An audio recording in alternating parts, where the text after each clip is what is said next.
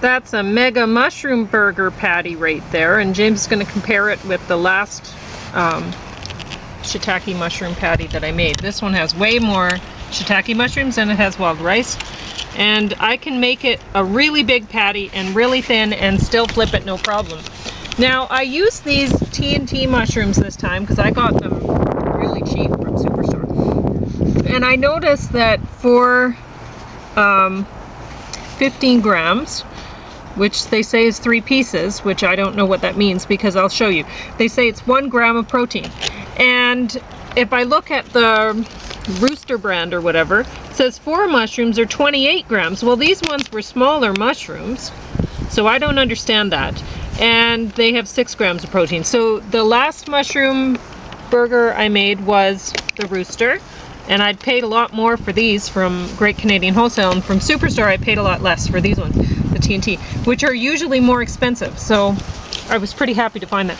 Now I cut the shiitake stems off, and I'm going to chuck them. But you know, I've found that I can puree them right up, and they would work for a burger too. And so I expect if somebody owns a restaurant, that's what they would be feeding you. Or if they're making a commercial mushroom patty, that's what you would be eating. Pureed that up and made into a patty. So this is the recipe that I made today. I decided to write it down, weigh everything so that you could see. Now I ended up using more salt and pepper, so I put a little bit and then I'd taste and then I'd put a little bit more. And if I was going to write this out into a recipe, I would put 2 pounds of the pulp, and 2 pounds of the yellow flesh potatoes, and 2 pounds of the hydrated then minced shiitake mushroom, just to make it easy, because it worked out to be approximately that anyway. But anyway, I'm going to taste it today. Normally I wouldn't be partaking. Oh, I lost one of my... I should have flipped it over the other way. Yeah, I wasn't thinking. But I'm going to wash that tomato and eat it because I don't want to waste it. But I want to see how my patty is, because a good cook should sample the wares.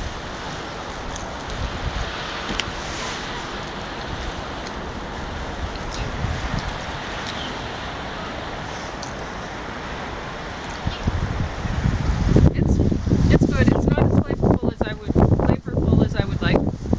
So I would like to amp up the garlic, the celery seeds.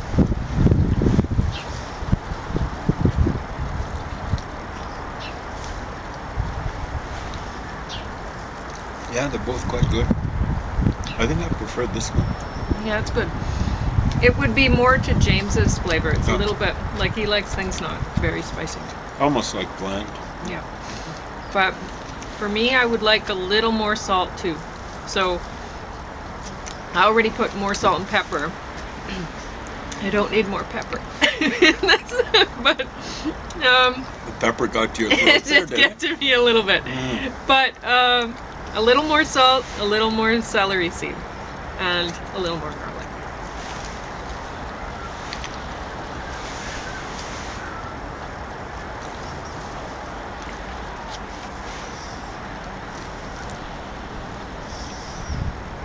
Now I wanted to mention, I was talking about an interview that I'd heard yesterday concerning food. CBC? Yeah, and he was, this is a really good patty. This is the interview you were very taking notes for. Yes. So and Matt Galloway actually produced something that was worthy of taking notes for. The interviewee, I guess, yeah. He was kind of suggesting that the inclusion of additives of various kinds that are making Americans obese and malnourished is consumer driven. He was saying, well, you know, when people want less fat, then they put in these fat, what is it? I can't remember what it's called. Anyway, They're not fat. There's something else. It's on that piece of paper. They're I could to rip it out. replace fat. Right? Yeah, fat replacement things, whatever. Or they add sugar or whatever, and it's like, no, this is not consumer driven. I have Consumers wouldn't know the difference. No, if they would like to have the fat, I'm sure, but the fat's expensive, and so we are living in a society where, and basically this is a world, there's not enough food. There's not enough food produced, actual nourishing food to go around. That's the thing. And he's calling the meat produced in America fake meat. No, it's real meat. It's just been fed garbage. You know, the animals have been fed garbage, and that's what you get, right? So this burger patty, for example. Now when she says garbage, she basically means. Oh, I mean, and it's disgusting. So I mean, when they're feeding your pets, look on a bag of dog food. I did a review of some dog food brands. Check out your dog food. When you find what was it listed as? Intestinal something? No, it was like Digest, Chicken Digest, Poultry Digest. Ooh. What would that be? Right? They're feeding that to your pets. You're bringing that home. You're paying for that. And I think that's so what do you think that they're feeding? Innards of innards. I think that's the outards. Well, what I mean I think that's already been out. Okay, but, it could be. But originally it was inside the innards. Pretty disgusting. Mm-hmm.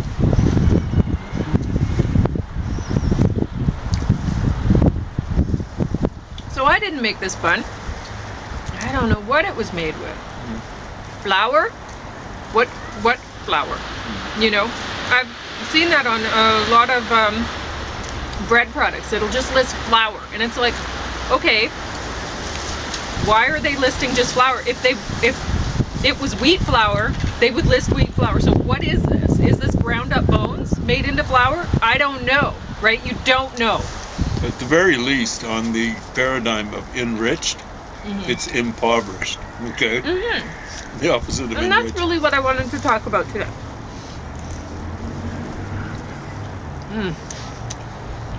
Oh, that's a good burger. Okay. Wow, that's good.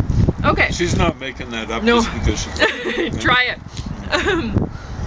For your family, do not go into business and use my recipes, or I'm going to get steamed. But I do encourage people to cook for their families at home. With that recipe that I showed you, that's not the dry mushroom weight, by the way. That's the already hydrated and pureed then weight. I could take the dry mushroom weight because it was the maybe a little more than half of this bag. So I could weigh these dried ones and subtract and find out. But I don't really care. Anyway, what I was going to say is value-added marketing, value-added products have been the way businesses have made money in America, and that's with everything. But the valuable thing is, say, the tree before it became lumber and pulp and whatever it is, right? Or the food, the actual vegetables before it became da-da-da-da-da or whatever. Before it was packaged? Yeah, because every way along the line, the manufacturer, the producer, they're giving you what they don't want. So that can be in terms of vegetables to begin with. They may not even eat their vegetables. They produce this crop for profit. I know when my parents were farming, my dad did slaughter our own pigs, and so he would eat that. But as far as the growing canola, which at the time it was rapeseed, and or whatever, we didn't need any of that stuff. That was just a commodity. So he'd produce it, it was gone. And anyway, and that's what a lot of farmers do. They produce their commodity and it goes, and they don't eat the stuff themselves. So whatever they do to make sure that that product, that they get the most money out of that product, that's what they'll do. So anyway, they're not going to eat it, so it doesn't really matter to them. They're not really producing food, they're producing a commodity anyway. So, and then from there, like here I have carrot and beet pulp in my patty. Well, if you think about it, the carrot and the beet pulp, well, that's value added. I mean, I bought the carrots and then I did something. I transformed those carrots into juice and pulp. And if I drank the juice myself, if that's the part I want, and then I use the pulp to make a patty, I've made it a value added product. And I could charge, I would need so much carrots to make that much pulp, so I could charge the full shot of the carrot for my product, which is just no carrot juice. So, and that's great along the way. And so if I were a producer who, I just,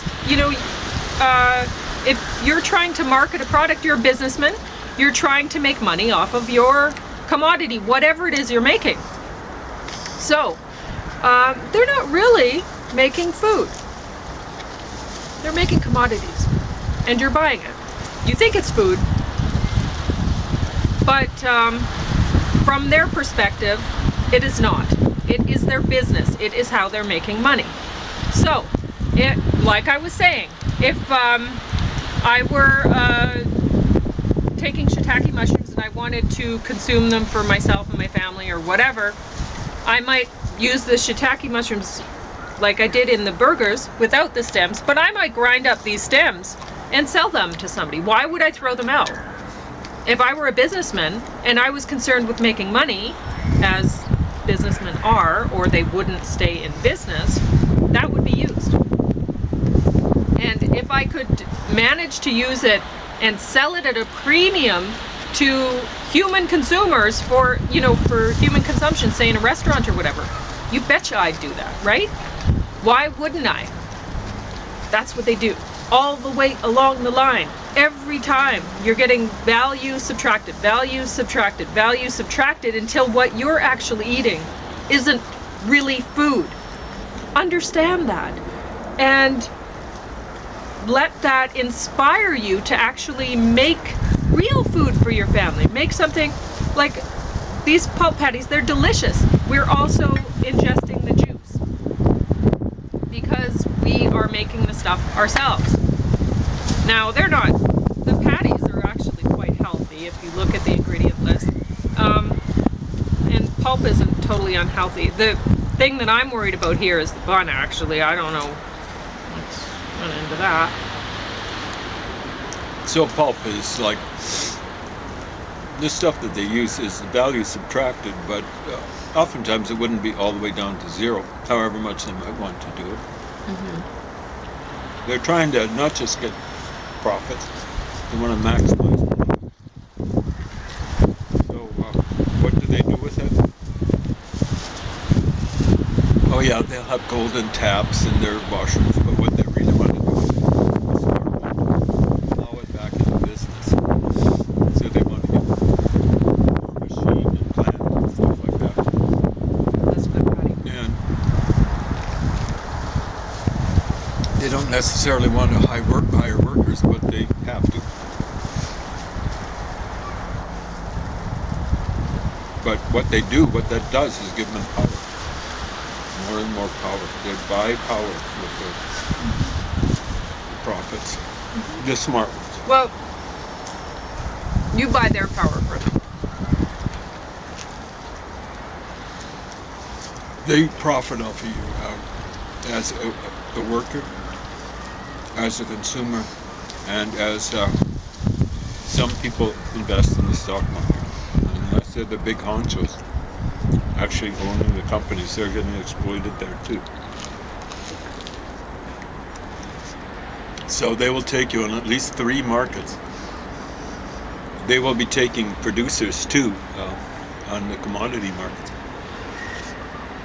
In other words, farmers don't like a heck of a lot of money.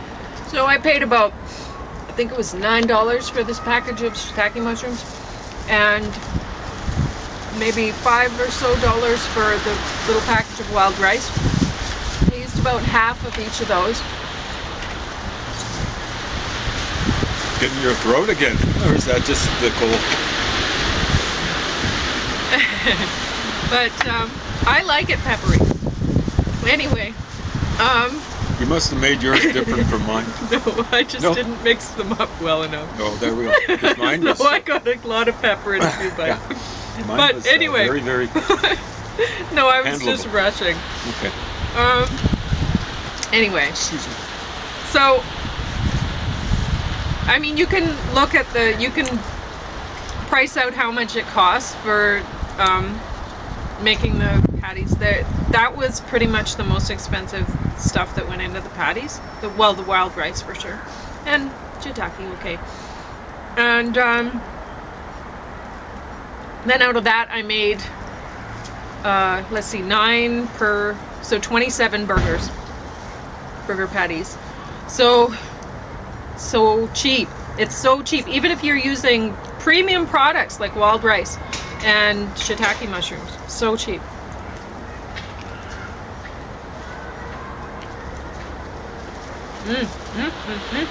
Product of China. But in the perfect world, we'd boycott them. What do you do? Well, we're going to have to do something about them, but they're getting bigger and nastier. Yeah. With each passing day. Well, anyway. The world should just try to drive them to their knees before they do it to the world. Oh. Now's the time to do it. If you want, I don't have to buy the shiitake mushrooms. Yeah, I just noticed that. Yeah. I can make them out of something else if it bothers you. Like I said, we best. We haven't talked They're delicious. about it or anything like that. And you wouldn't even see that little no, I map didn't of even China. look for it. No. But Who would? anyway. So you're going to review something. Yeah. Where were you? You were on... I'm doing a lot of different things here. So I was doing yeah, thing you're on going for Islam. Yeah, you've done that. Ulysses I S. Grant. didn't finish it because there were other things I wanted to do. Yeah. But Ulysses S. Grant, these are his personal memoirs. He was the, I believe, the 18th president of the United States. Lincoln was the 16th. Johnson was the 17th. I believe Ulysses S. Grant, the 18th. And it was a revelation to me. I knew he was part of the Republican Party, and that was the party of Abraham Lincoln. Abraham Lincoln freed the slaves. The Republican Party was very different back then. 150 plus years ago, it was the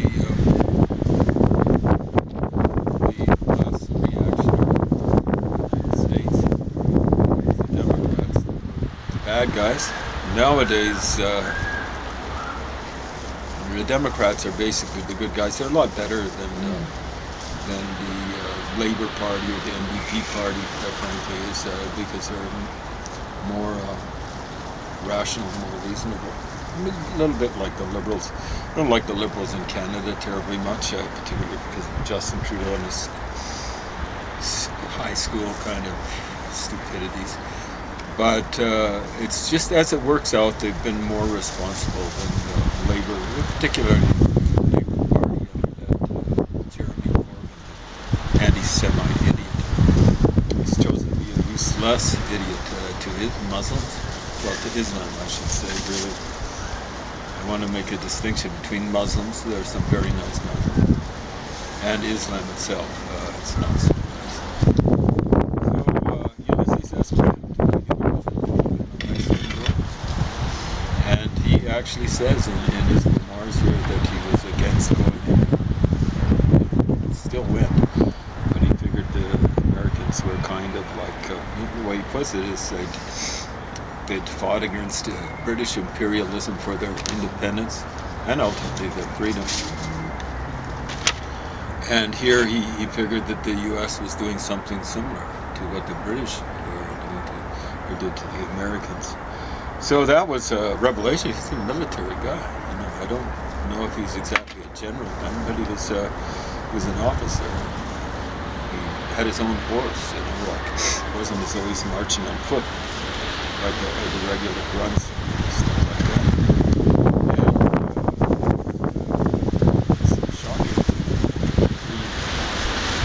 what he had to say, but he was quite liberal, I suppose, even by today's standards. So he seems to have been a very intelligent guy. The impression I got of him was that he was kind of like a drunken fool.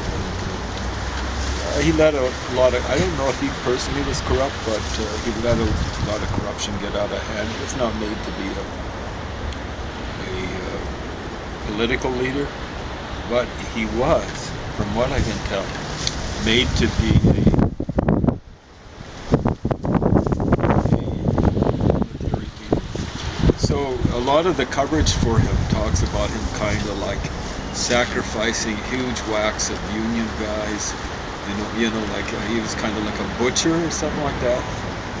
It sure doesn't seem that way in the memoirs.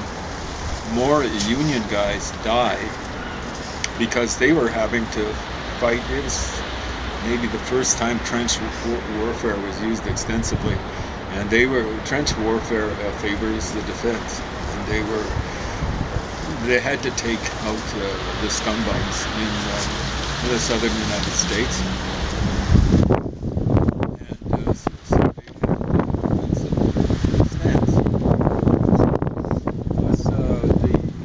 In the South tended to be more rural. They've been raised around guns and stuff like that, so the Union guys wouldn't have known how to handle guns, and so he did an amazing job. Yeah, as a kid I was looking at it saying, how come it was so slow to Virginia?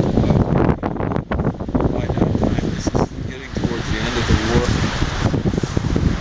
The Confederates had put all sorts of trenches around Richmond and things like that. So it's trench warfare with cannons, and it's stunning how many people's lives were lost.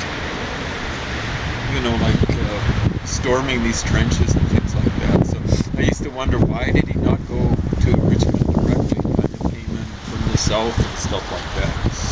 But you know, he's trying to find a way around this trench stuff. Once they took Richmond, then it became a chase, and it ended up in Appomattox courthouse, where Robert E. Lee surrendered. So this guy actually looks to have been a very bright military leader. And I'm getting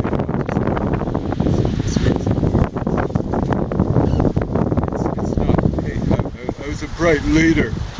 It's like he's talking about his strategies and things like that.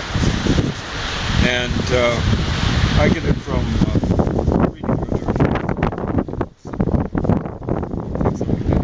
You realize he was amazing, you know, like what he did, because he avoided what happened in World War II. Yeah, it was later with a lot more firepower and a lot more trenching and stuff like that. He avoided the stalemate without the advantage of tanks. The Brits eventually invented tanks, and that enabled them to kind of basically almost leapfrog the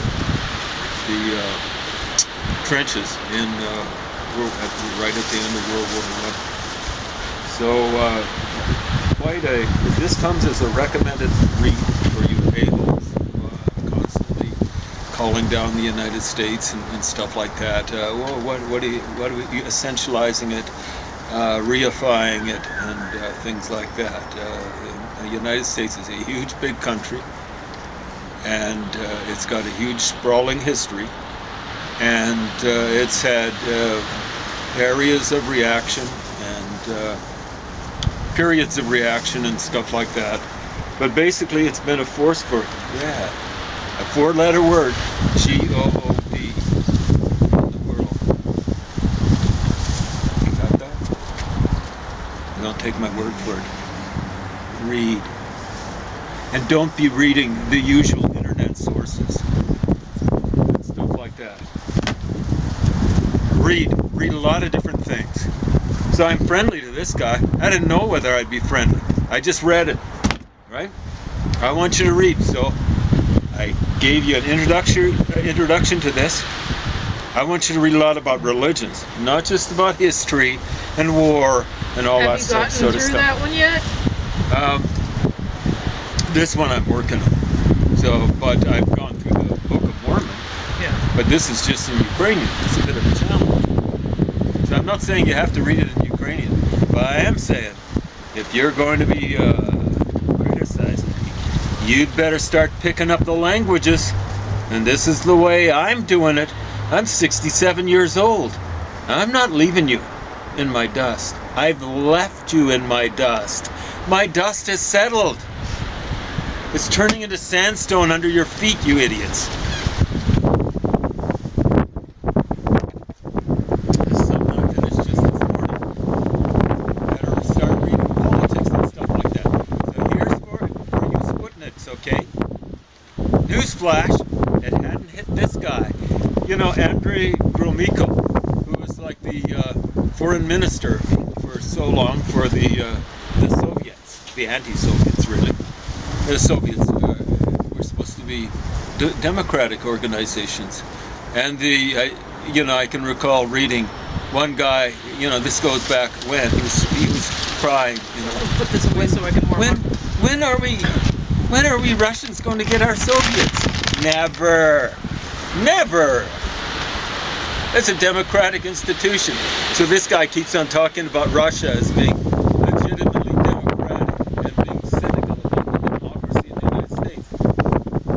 I'm skeptical about democracy in the United States. It's not everything it's cut up to be. But there was no democracy in the Soviet Union. The system they came up with, the most totalitarian system, worse in terms of totalitarianism than the Nazis, the most totalitarian system ever invented by inhuman mankind. Okay?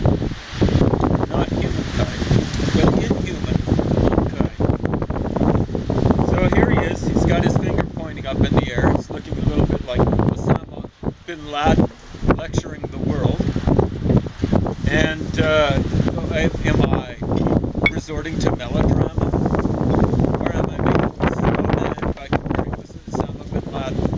Right from the beginning of his political career, he talks about handling, he came from Belarusia, dekulakization in the Soviet Union.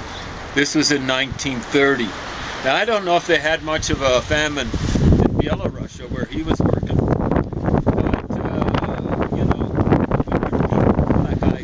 They're sending them to Siberia to die.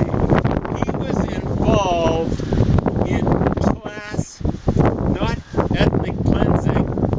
He was involved with class genocide. Classless class genocide. Wiping out a whole class. Apparently, hardly any kulaks survived. Maybe those reports have been exaggerated. We should check it out. Okay? You Sputniks, you fellow travelers. Newsflash, he's writing this in 1988. A year before the Warsaw Pact has to pack up its bags. And 3 years before the Soviet Union went down into the dustbin of history. How much time? 2 minutes? No, you don't.